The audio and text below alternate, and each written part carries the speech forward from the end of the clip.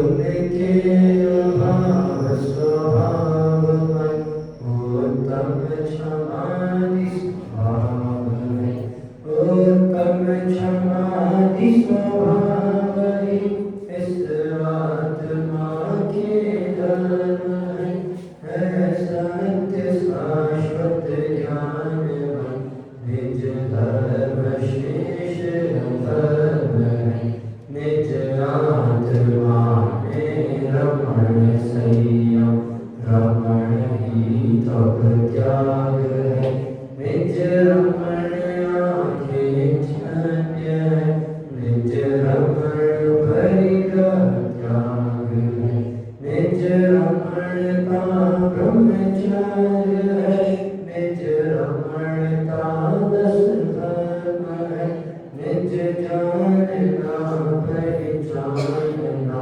रमना धर्म का धर्म है अरहंत है दस धर्म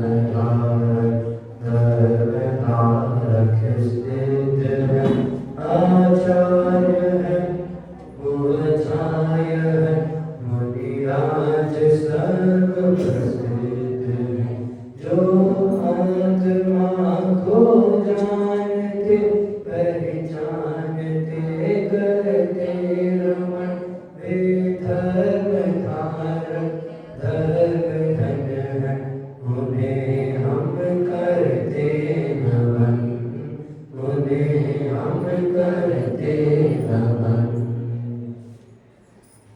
हमारे सिद्ध आचार्य भट्ट साधु इनको स्मरण करते हुए हमने अभिवादन किया। विगत 4 दिनों में हमने 4 धर्मों की चर्चा की है। उत्तम क्षमा आदि 4 धर्मों की चर्चा हम सभी ने करी है। इन बार हम सभी मिलकर उनका नाम यहाँ से दोहराएंगे। पहला, दूसरा, तीसरा, चौथा और आज 5वां उत्तम सत्य। क्रोध, मान, माया, लोभ इनके क्रमशः अभाव में उत्तम क्षमा, मार्दव, आर्जव, शौच इनको हमने प्रकट कर दिया है। दादाजी प्रकट कर दिया हर जगह 10वें वर्ष में बोल दिया लोगों का नाश कर दिया हमने। इनका स्वरूप हम सभी ने आज समझा है। अपनी अपनी योग्यता अनुसार हमने निर्णय किया है कि हम इसे धारण करेंगे ना।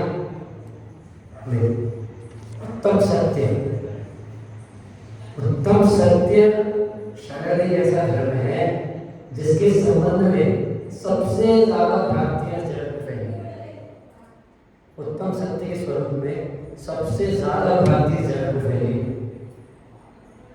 उत्तम सत्य का जो स्वरूप है वो ऐसा है, हम उसको बिल्कुल उल्टा मानते हैं। जो उसका स्वरूप है उससे बिल्कुल विपरीत हम चलते हैं। कई लोग ये भी कहते हैं कि उत्तम सत्य धर्म को समझना बड़ा कठिन है, पर मेरा इससे थोड़ा विपरीत मानना है। उत्तम सत्य धर्म क्या होता है? जो हम उत्तम सत्य धर्म अभी तक मानते आ रहे हैं दादाजी, क्या वो भी उत्तम सत्य धर्म है? नहीं। हम अभी तक उत्तम सत्य को क्या मानते आ रहे हैं कि सत्य वचन बस बोलना। क्या आपसे मैं एकदम सत्य सत्य बात बोलूं तो बोलो यार पंडित जी एकदम सच्चे सत्य बात बोलते हैं। इसको उदाहरण से देखते। कोई दुकानदार है, पूरा मोहल्ले के दुकानदारों ने मिलकर किसी चीज का भाव एक नक्की कर लिया है, भले बढ़ा के या भले घटा के नक्की कर लिया। आप उनके पास गए, उन्होंने बोला मुझे दाल चाहिए 1 किलो, उन्होंने कहा 200 रुपये किलो है। सारी दुकानों में अपने घूम लिया, सब दुकानों में 200 रुपये किलो ही मिला। तो क्या उनने जो बोला वो सत्य है? उनने जो बोला क्या वो सत्य है? नहीं है ना। तो सिर्फ सत्य बोलना वो सत्य धर्म नहीं है।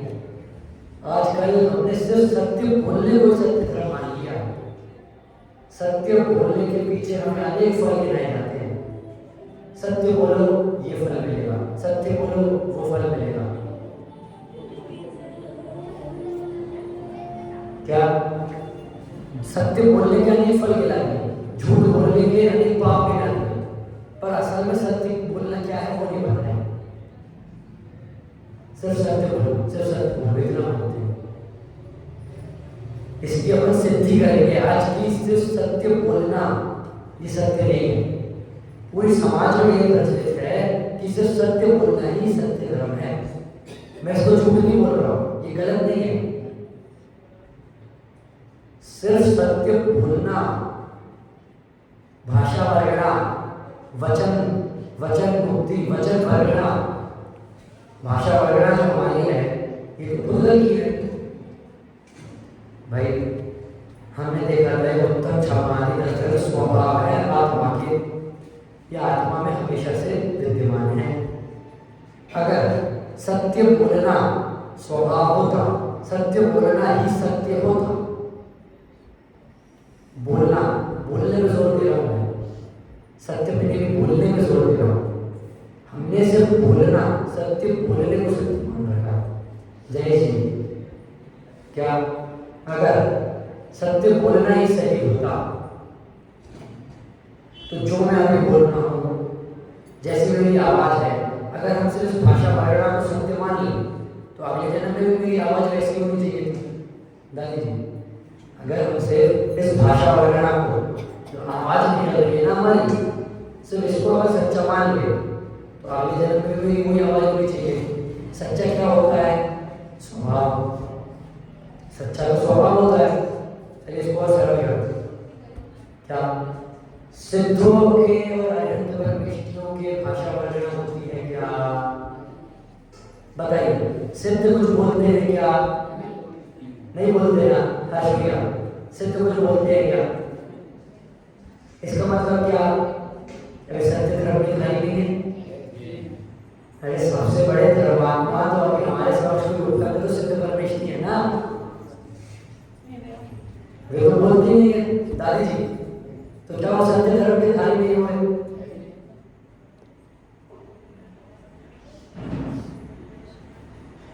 एक इंद्रिय जीव से लेकर पंच इंद्रिय जीव, अनेक जीव तथा आप ये देखिए, जिन मुनिराज ने मौन व्रत धारण किया है तो क्या उतनी देर के लिए वो सत्य धर्म के धारी नहीं हुए? अरे हुए ना। भले उनने मौन धारण किया हो पर सत्य धर्म तो उनके विद्यमान है ना। सत्य धर्म को तो बराबर मान रहे हैं ना। हमने सिर्फ बोलने को सत्य धर्म के अंदर ले लिया है। सिर्फ सत्य बोलना, इतना से सत्य धर्म नहीं होता। वास्तव में हमें सत्य धर्म की खोज करनी है। खोज क्यों करनी है? हर्ष भैया, खोज करने में मैं क्यों बल दे रहा हूँ? आप मुझे एक बात बताओ, आपने खूब सारी पिक्चर, खूब सारी वीडियो देखी होगी, वेब सीरीज, उसमें क्या होता है कि आपने उसमें कई मर्डर के सीन देखे होंगे। उसमें क्या होता है कि किसी ने मर्डर करा, किसी और की उंगली उसमें छपवा दी, वो खुद बच के चला गया। अगर उसके केस के संबंध में ज़्यादा छानबीन नहीं हुई, उसकी फाइल बंद होगी, जो सत्य उसने बताया, जिस झूठ को उसने सत्य बोला, वो सत्य मान लिया जाएगा, फाइल बंद हो जाएगी, एक खा देगी। तो उससे क्या सत्य धर्म बाहर आ गया, सच्चा धर्म बाहर आ गया। हमें सत्य धर्म की खोज करनी है। सिर्फ सत्य बोलना सत्य है ऐसा सुन के फाइल बंद करके साइड में नहीं रखना है। सत्य धर्म असल में होता क्या है, उसकी खोज करनी है। हमारे समक्ष सत्य धर्म के धारी, सत्य धर्मात्मा सबसे बड़े कौन है? सिद्ध भगवान। सिद्ध भगवान है, मुनिराज है, सिद्ध भगवान है, एक श्रावक है। तो वो तो बोलते नहीं है। मुनिराज जब मौन व्रत धारण करते थे तो बोलते नहीं है, तो क्या वैसे धर्म की धारी नहीं हुए हैं? तो वे भी सत्य धर्म के धारी कैसे हैं, उसकी हम सिद्धि करेंगे। शास्त्रों में सत्य धर्म के अनेक अनेक बिंदु हमें गिनाए हैं। सत्य धर्म के अनेक अनेक बिंदु हमें गिनाए हैं। क्या सबसे पहले क्या लिया? सत्यानुव्रत। सत्यानुव्रत पूरा सत्य तो नहीं बोल पाए, उसका अनुव्रत धारण किया।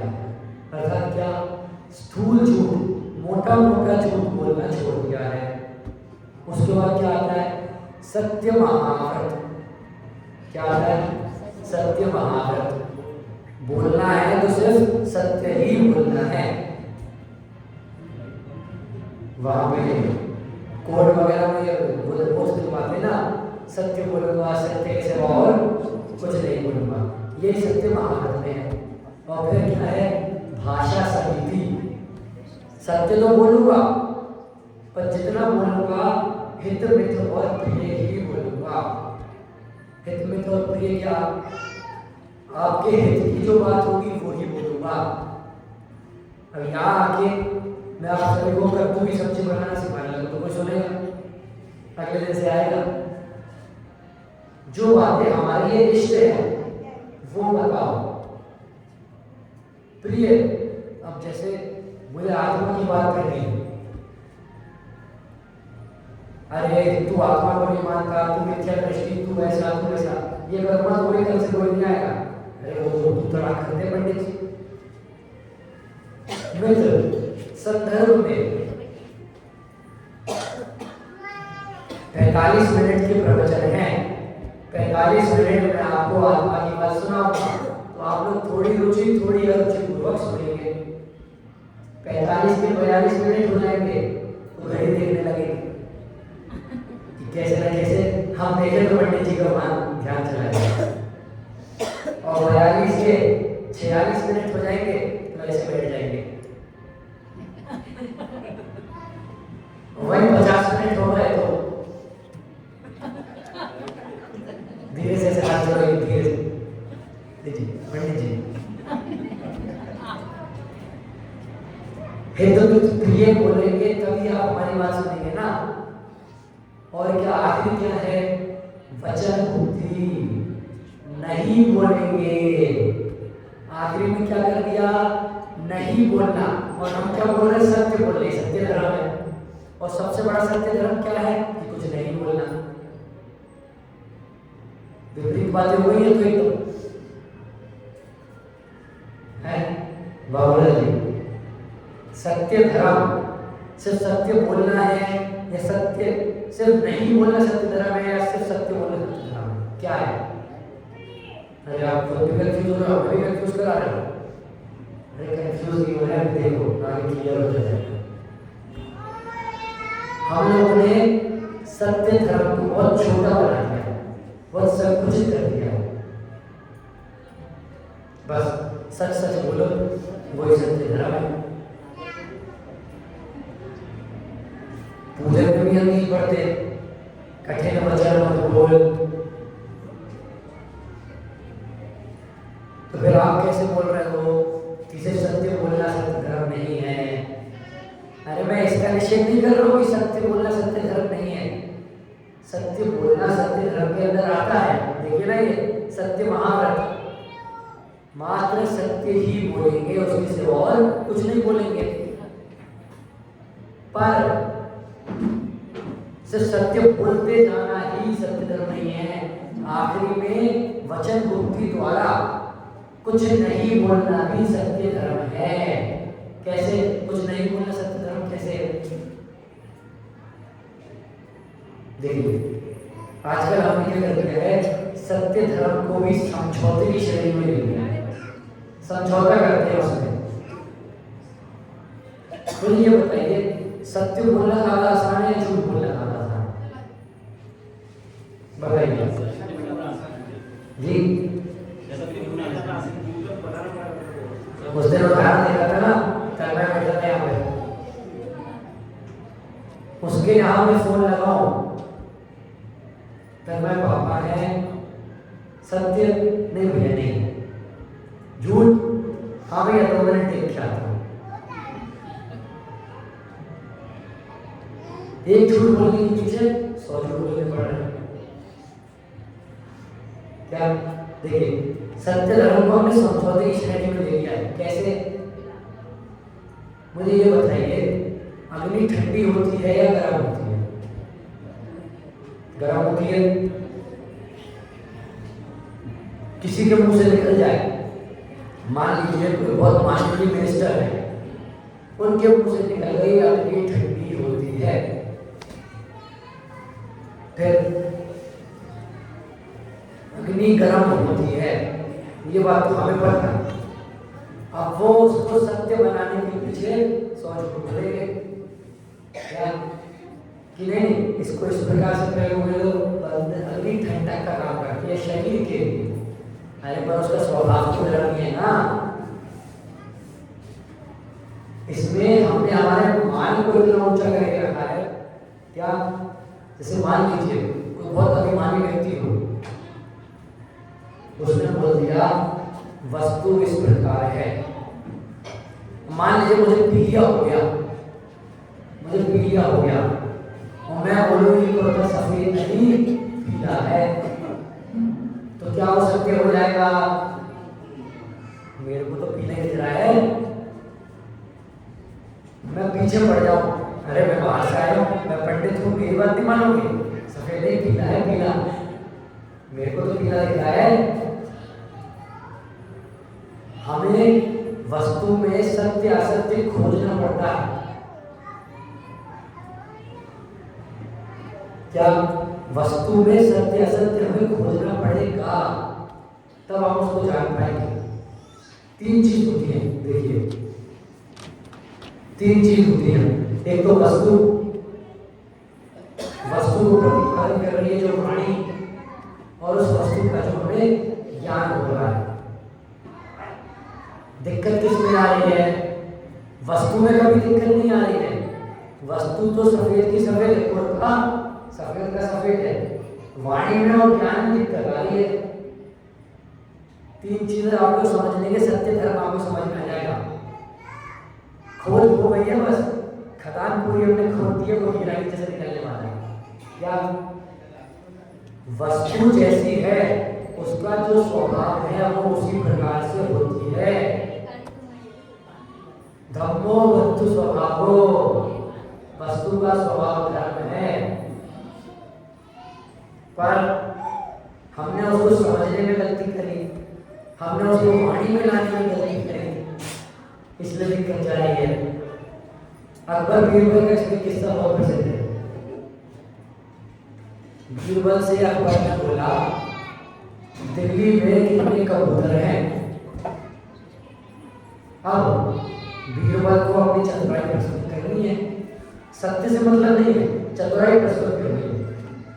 उसने बोल दिया साहब 5 लाख कबूतर या 5 लाख कौवे दिल्ली में हैं। अगले नंबर की गिनती करो, 5,50,000 निकले। अरे वो तो रात भर में बाहर से मेहमान आ गए।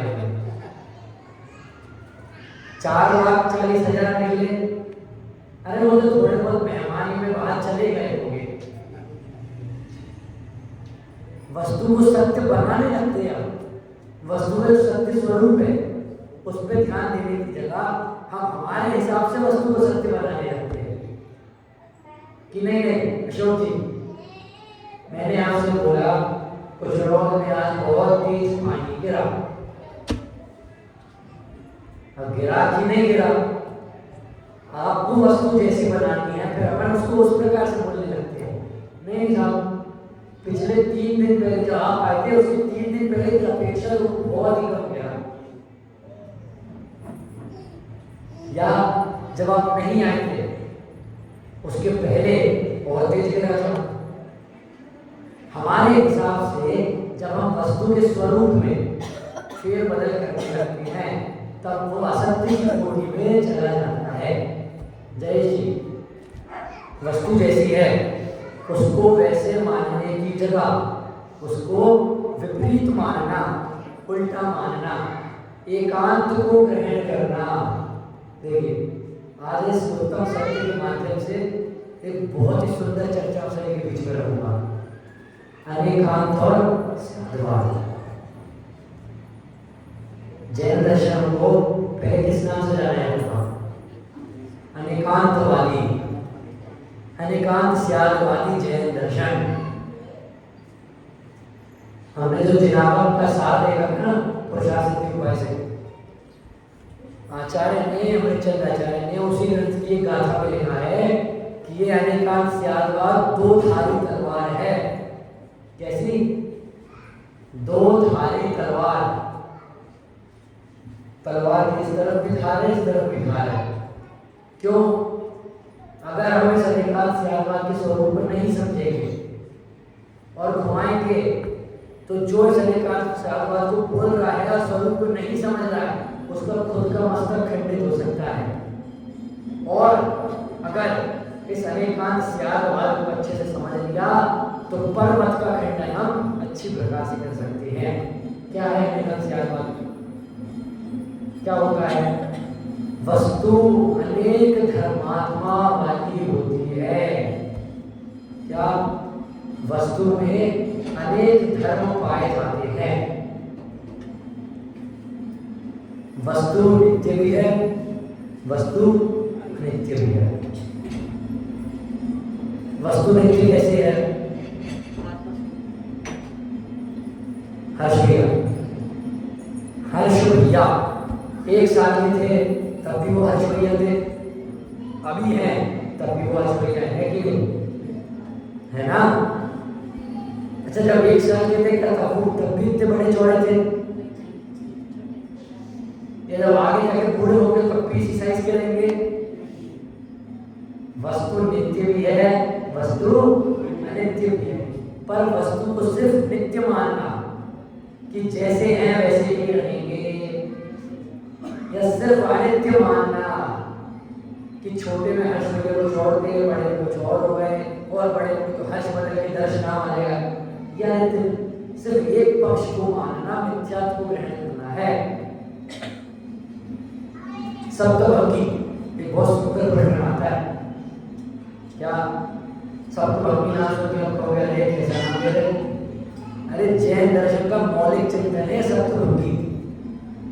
और किसी दर्शन में आपको अनेकांत स्यादवाद, अनेक धर्मात्मा, अनेक धर्म से युक्त वस्तु ये सब चीजें देखने मिल जाएगी, पर सप्तभंगी सिर्फ जैन दर्शन में देखने मिलेगी। क्या होती है सप्तभंगी? वस्तु स्याद अस्ति भी होती है, वस्तु स्याद नास्ति भी होती है, वस्तु स्याद अस्ति और नास्ति भी होती है, और वस्तु अवक्तव्य भी होती है। कितने हो रहे? 7 के नियम। वस्तु स्याद अस्ति, पहला क्या है? स्याद अस्ति। बोलिए आप, पहला क्या है? दूसरा क्या है? स्याद नास्ति। तीसरा क्या है? अस्ति नास्ति। चौथा क्या है? अवक्तव्य। पहले इन 4 को समझते हैं। आप सब अपने बिगड़ रहा है, थोड़ा सा सरल करके समझते हैं। देखिए, वस्तु अस्ति वाली अस्ति भी होती है, नास्ति भी होती है, अस्ति नास्ति भी होती है, अवक्तव्य भी होती है। कैसे? इसके लिए हम लस्सी बनाते हैं। क्या बनाते हैं? लस्सी। ठीक है, लस्सी बनाने के लिए सबसे पहले क्या चाहिए? अरे ये तो बोलो आप लोग, दही चाहिए। दही चाहिए, दही उसको हमने अस्ति देखा। दही पहले पूरी सामग्री इकट्ठी करें। पहले क्या है? स्याद अस्ति। लस्सी बनाने के लिए अभी हम 2-3 चीजें रखते हैं। दही चाहिए, शक्कर चाहिए। ठीक है, हमने दही डाली, स्याद अस्ति। उस समय शक्कर की उसमें अस्तित्वता है क्या? उस समय दही में शक्कर है क्या? नहीं है ना।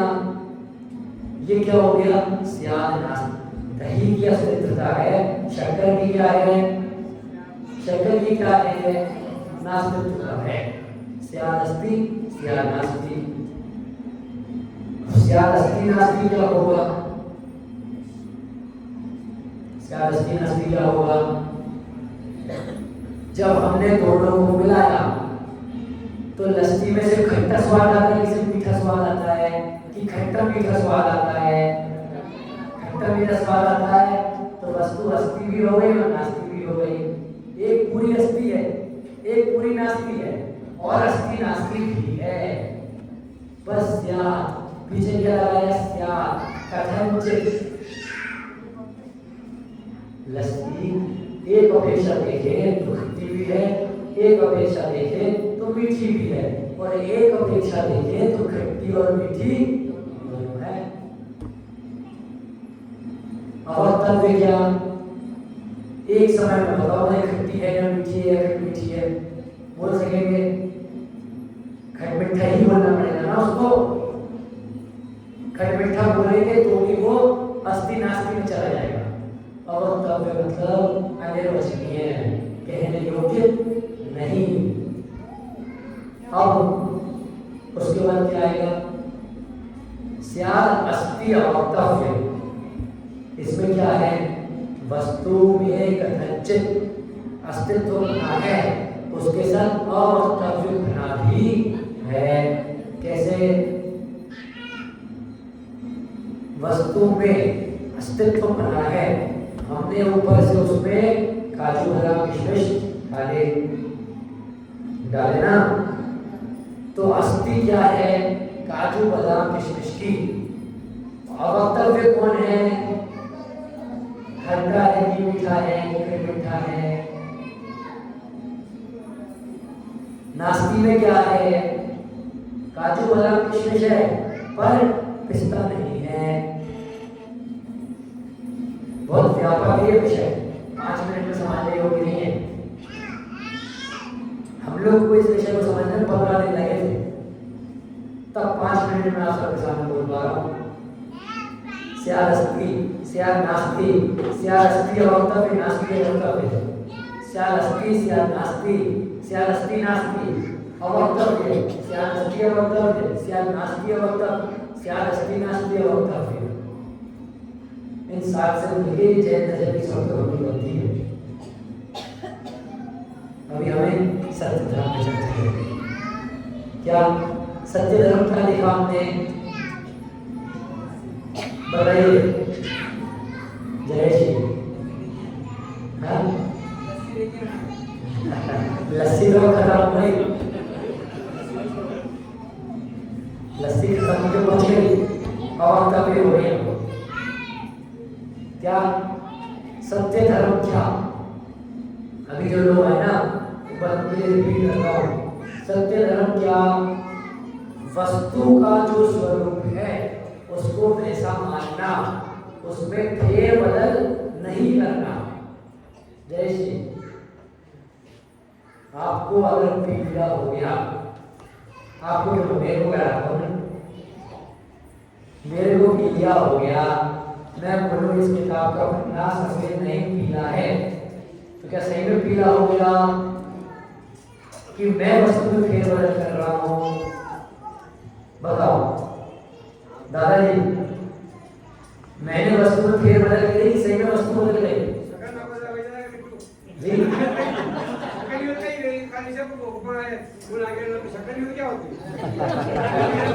नहीं, लस्सी बन के खत्म हो गई।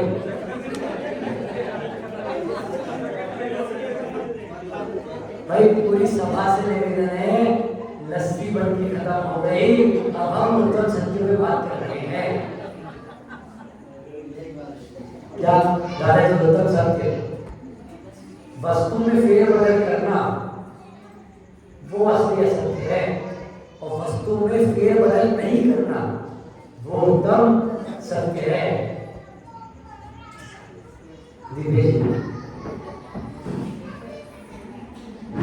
हमारा स्वभाव क्या है,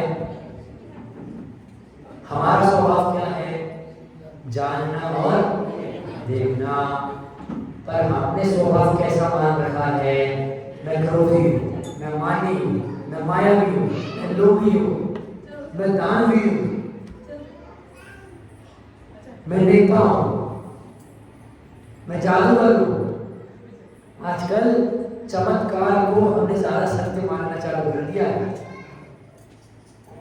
कोई किसान है, उसने खूब मेहनत से आम पकाया, ठीक है, खूब मेहनत से उसने आम पकाया, सड़क के किनारे बैठ के वो आम को बेचता है जो उसके रेट होने चाहिए उस रेट में। और वहीं बाजू में एक जादूगर आके खड़ा हुआ, उसने कंक्रीट की जमीन में से आम का पेड़ उगा के हमें दिखाया, आम निकाल के हमारे हाथ में रख दिया और हम ताली बजा रहे। अरे वाह, पत्थर दिखाया, उसकी बात नहीं कर रहे। आजकल चमत्कार को शक्ति श्रेणी में लिया जा रहा है। वो सामने से आपसे कह रहा है कि मैंने आपके आंखों के सामने आंख में चोरी करी है, ये आम उगाया नहीं है। अरे नहीं, क्या करा है, 100 रुपये, मैं 100 रुपये। और वो किसान बैठ के असली आम बेच रहा है, उसमें हमें नहीं माना। वस्तु का स्वरूप मानने की जगह कैसा मानने लगे हैं, अपने हिसाब से उसको ढालने लगे और उसको सत्य मानने लगे। अगर उत्तम सत्य धर्म समझना है ना, पीछे माता जी, उत्तम सत्य धर्म अगर समझना है तो वस्तु का स्वरूप क्या है वो समझना पड़ेगा।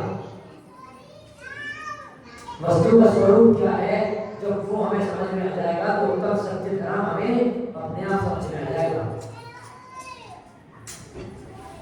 कोई पदार्थ है, जैसे इसको मैंने पकड़ा, मैंने बोला कि ये स्टील नहीं, कोई ठंडा डंडा है।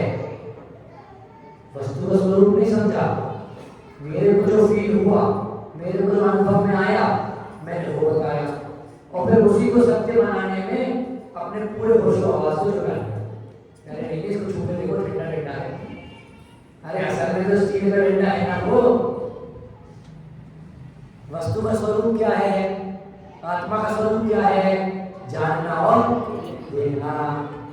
हमने कैसा स्वरूप मान रखा है, सुबह से उठो, ये काम करो, कसरत करो, मंदिर आओ, मंदिर से घर जाओ, सब घर वालों को देखो, फिर दुकान में दिन भर बैठो। अपना स्वरूप हमने इस तरह से मान रखा है, अपना स्वभाव हमने ऐसा बना रखा है, तो सारे जगत को हम हमारा स्वभाव ऐसा बनाना चाहते हैं। अरे हम हर दिन अपने आप को हम असत्यता की ओर लेके जा रहे हैं। कैसे? मैं तो बहुत शांत स्वभाव की हूँ, मैं गुस्सा नहीं करता, मैं मायाचारी नहीं करता, ऐसा अपने आप को बता के सबके सामने बखान करते हैं। मान के प्रकरण में देखा था ना, कोई सामने से दादी मेरी तारीफ नहीं कर रहा, तो मैं क्या पूछूंगा? समझ में आ रहा है आपको? तो दिक्कत नहीं हो रही। सामने से तारीफ सुनने का मन हो,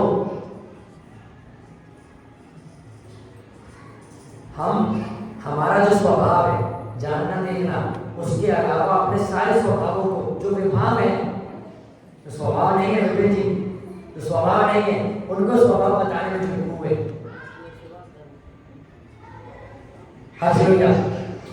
मैं बॉडी बिल्डर हूँ,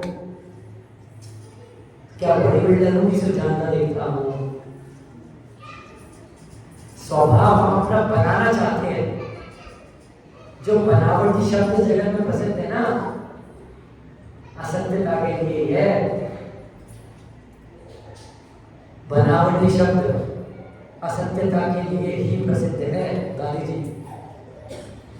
क्यों, कैसे कह रहे हो आप? शुरुआत में मैंने बात रखी थी ना, सिर्फ सत्य बोलने को ही सत्य धर्म मानने लगे। सिर्फ सत्य बोलने को, अभी और जो है उसको मैं क्लियर कर देता हूँ। क्या बोलना, पुस्तक ही बोलना है। सत्य आत्मा का धर्म है। दोनों भिन्न भिन्न वस्तुएं ना सोची, आत्मा और ये शरीर भिन्न भिन्न है कि नहीं है? बताइए आप लोग, आत्मा और शरीर भिन्न भिन्न है कि नहीं? भिन्न भिन्न है, 100% भिन्न है। आत्मा का स्वभाव और इस शरीर का स्वभाव दोनों भिन्न भिन्न है कि नहीं? हर वस्तु अपने स्वभाव में होती है कि नहीं? वास्तव में देखें तो हर वस्तु सत्य है।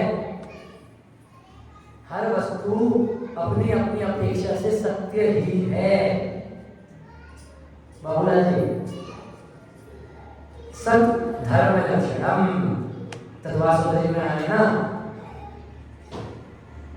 सत्य जिसकी सत्ता होती है वो सत्य की श्रेणी में आता है, और जिसकी सत्ता नहीं होती वो असत्य की श्रेणी में आता है। क्या? जिसकी सत्ता होती है, इस मंदिर में जितनी आपको आपकी आंखों से जितनी चीजें दिख रही हैं उन सबकी सत्ता है कि नहीं? बताइए। जय जी, जिस जगह पर आप बैठे उसकी सत्ता है कि नहीं? है। वो सत्य धर्म है ना, वो सत्य है, वो वस्तु का सत्य है कि नहीं? ये जगह प्लास्टिक की है, ये इस वस्तु का सत्य है कि नहीं? ये स्टील है, ये इस वस्तु का सत्य है कि नहीं? पर मैं इसको कैसा मान रहा हूँ? चटाई नहीं है, बेडशीट है। वो भी ऐसे नहीं, किसी को प्रूफ करने के लिए, समझाने के लिए कि मेरी नाम उसके सामने नीचे ना हो जाए। एक बार जो मेरे मुंह से निकल गई तो निकल गई, फिर वही सत्य है। इसको हम सत्य मान के बैठे। तीन चीजें क्या क्या देखी थी? वस्तु, वस्तु का ज्ञान और उस वस्तु को प्रतिपादन करने वाली शैली। भूल कहाँ होती है, गड़बड़ कहाँ होती है, दिक्कत कहाँ आती है? पीछे दादी जी, दिक्कत कहाँ आती है?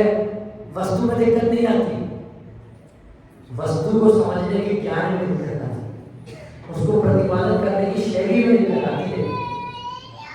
क्या? वस्तु जैसी है उसको ऐसा समझ लो तो सत्य है, और वस्तु जैसी नहीं है उसका वैसा ज्ञान करना, उल्टा ज्ञान करना और उसको उल्टा बोलना, वो किसके अंदर आएगा? असत्य के अंदर। हम छोटे छोटे बच्चों को असत्य की परिभाषा सिखाते हैं ना, झूठ झूठ बोलने की परिभाषा सिखाते हैं। क्या? जो जैसा सुना वैसा ना कहकर कुछ का कुछ कहना, वो क्या है? झूठ है। वस्तु जैसी है उसको वैसा ना जानकर कुछ का कुछ जानना और कुछ का कुछ कहना, वो क्या है? झूठ है। शुरुआत में मैंने कहा ना, कई लोग कहते हैं कि सत्य धर्म को समझना बहुत कठिन है। कठिन नहीं है, हमने उसको कठिन बना रखा है। शुरुआत में मैंने क्या बोला था? समाज ने सत्य किसको मान रखा है? सिर्फ सत्य बोलने को। सत्य बोलना और सत्य में अंतर क्या है वो हमने समझ लिया। सत्य समझने में दिक्कत कहाँ आती है? वो तीन चीजें हमने देख ली। अब क्या करना है? वस्तु का स्वरूप समझना है। वस्तु का स्वरूप समझना है ना, बस। अरे बहुत छोटी सी बात है, इसको अपने इक्वेशन के रूप में समझे। पीछे दादाजी, वस्तु का स्वरूप इज इक्वल टू सत्य। क्या?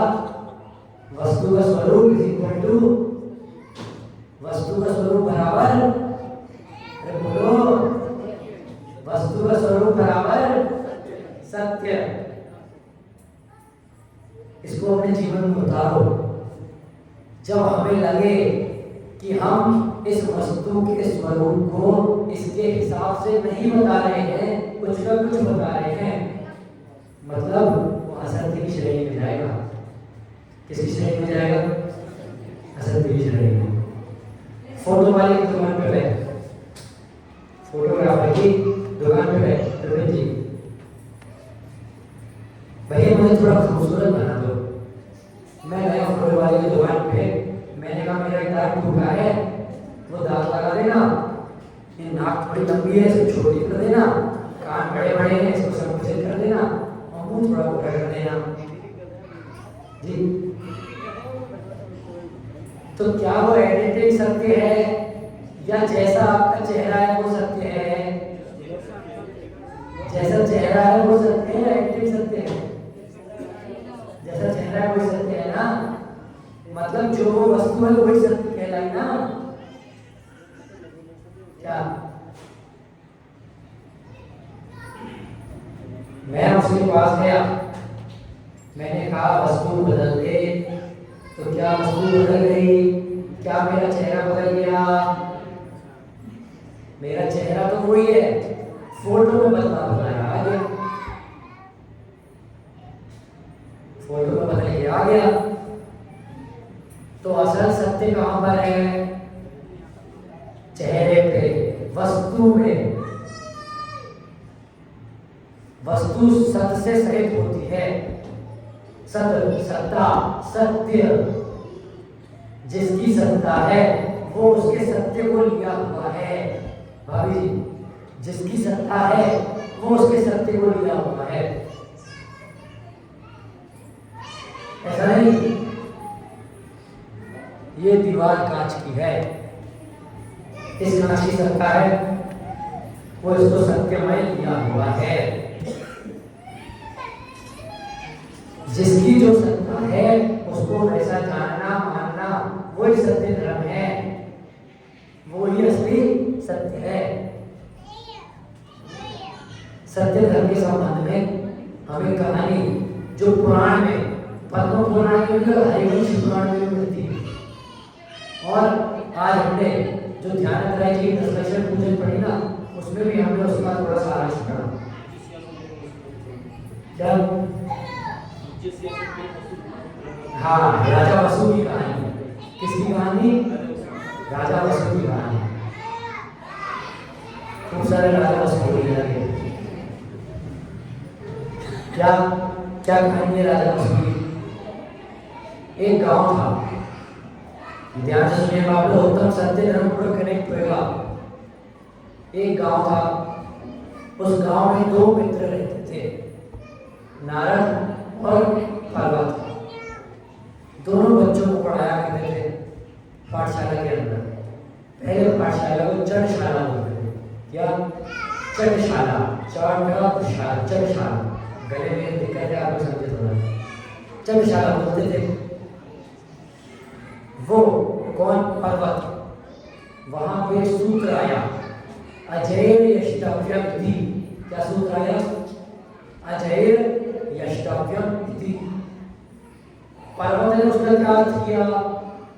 अज अर्थात बकरा, बकरे की बलि हमें यज्ञ में देनी चाहिए। उसी समय नारद वहां पे एकदम भागता हुआ आया। अरे पर्वत, क्या बोल रहे हो? बकरे की बलि देनी चाहिए। अज का मतलब होता है पुराने चावल। क्या? पुराने चावल। पुराने चावलों से हमें यज्ञ पूजन आदि करनी चाहिए। तो दोनों में बहुत झगड़ा हुआ। मैं बोल रहा हूँ, मैं टीचर हूँ, मैं तुमसे सीनियर हूँ। खूब झगड़ा हुआ। उसी झगड़े के बीच पर्वत की माता, पर्वत की मम्मी, वो वहां पे आई और उन्होंने कहा कि तुम दोनों झगड़ो मत, कल राजा से जाके इसका अर्थ पूछना। राजा वसु, वहां के जो राजा थे, उनसे जाके इसका अर्थ पूछना। तो उन्होंने कहा ठीक। रात को शाम को पर्वत की माता राजा वसु के पास पहुंची। राजा वसु ने उन्हें वरदान दे रखा था। पहले के राजा की प्रवृत्ति तो होती थी कि जब जो मांगना हो तब तो मांग लेना। तो उस वरदान के प्राप्त उन माता ने क्या बोला कि कल मेरा बेटा और नारद आपके समक्ष रहेगा, ऐसी ऐसी बात रखेगा। क्या? कि आज मतलब भरा होता है, चावल होता है। तो आपको पता है कि आज मतलब पुराने चावल होते हैं, फिर भी आप मेरे लड़के का साथ देना, क्योंकि आपने मेरे को वरदान दिया था। अब वो वरदान के लिए मैं वस्तु आपसे मांग रही हूँ। बस आपको इतना सा करना है कि मेरे लड़के का ही पक्ष आपको धारण करना है। क्या? वस्तु स्वरूप जो था उससे विपरीत करवाएंगे। सिर्फ सुनना नहीं है, पॉइंट हमें छोड़ के चलना है। क्या? अगले दिन दोनों नारद और पर्वत राजा वसु के पास पहुंचे। वहां उन्होंने बोला, आपस में विवाद किया कि बकरा होता है कि पुराने चावल होता है, बकरा होता है कि पुराने चावल होता है।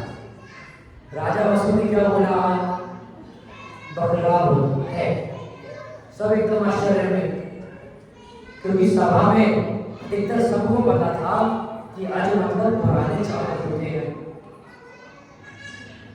सब एकदम भय में, ये राजा क्या बोल रहे हैं, ये राजा वसु तो हमेशा सत्य बोलते थे, इनने झूठ का साथ कैसे दिया। इसी झूठ के साथ देने के कारण उनका सिंहासन अंदर पृथ्वी में धंसता चला गया। और सिर्फ एक झूठ का समर्थन करने से आप सबको पता है आजकल कैसी प्रवृत्ति चलती आ रही है, पता है ना सबको रवि जी, कैसी प्रवृत्ति चलती आ रही है आजकल। जीव हत्या उनकी चरम सीमा पे है, सिर्फ राजा वसु के जरा सा झूठ बोलने के कारण। हमें जरा सा लगता है, वास्तव में जरा सा नहीं है वो। अभी तक ना जाने कितने जीवों की हिंसा उसे झूठ के कारण हुई, कितने जीवों की हत्या उसे झूठ के कारण हुई। क्या कि इतना बोल दिया हाँ अज मतलब हाँ। और इसी के फलस्वरूप राजा वसु कहाँ गया, 7वें नरक में गया।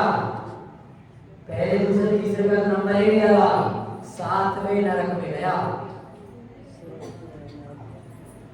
हमें क्या ग्रहण करना है, वस्तु का स्वरूप बराबर सत्य।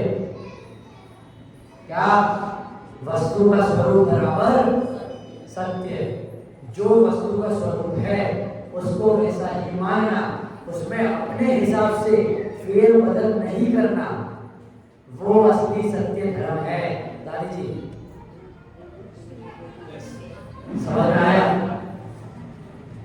वस्तु जो जैसी है अशोक जी, उसको वैसे का वैसा स्वीकार करना।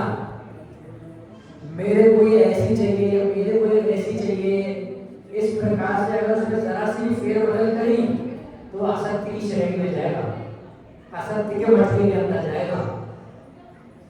इसलिए हम सभी भी इस सत्य धर्म को, उत्तम सत्य धर्म को अच्छे से समझें। वस्तु का जो स्वरूप है उसको जाने, वस्तु का अपना जो वस्तु का स्वरूप है, भूल कम हो रही है अपने आत्मा की वस्तु को जानने में हो रही है ना, उसको अच्छे से जाने, उसको समझे, उसमें जम जाए, उसमें रम जाए। सुबह लाइन आई थी ना, यही है श्रद्धा का श्रद्धेय, यही है ध्यान का ध्येय, यही है ज्ञान का ध्येय, यही मोक्ष का आधेय। हम भी इस बात को अच्छे से समझें, उत्तम सत्य धर्म को अपने जीवन में धारण करें, अपनी अपनी योग्यता अनुसार इसको धारण करें। इसी मंगल भावना के साथ नमस्कार।